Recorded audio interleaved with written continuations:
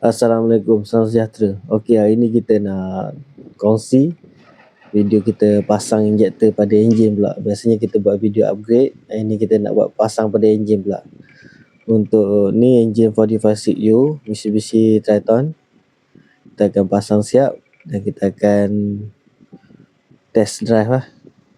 Untuk pemasangan kita akan tukar semua washer, copper washer injektor dengan washer return pipe ni. Sebelum tu kita rapatkan dulu skru return pipe ni dan pasang bracket. Sebab kita nak dapatkan center dia lah.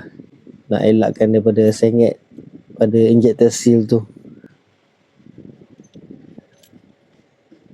Bila kita dah siap ikat semua, kita akan buat pressure test. Ni contohlah kita buat pressure test bila dah siap tu. Kalau pipe ni ada masalah rosak ke washer rosak, dia akan ada bubble macam ni. Biasanya kalau washer baru tak ada masalah macam ni lah. Ni sengaja tak ikat ketat nak bagi korang tengok. Kalau ada bocor dia akan jadi macam tu. Kalau yang okey macam yang nombor 2 ni. Okay, untuk injektor ni dia upgrade version. Jadi dia masa kita test tu dia ada asap sikit. Jom kita tengok dia punya performance macam mana.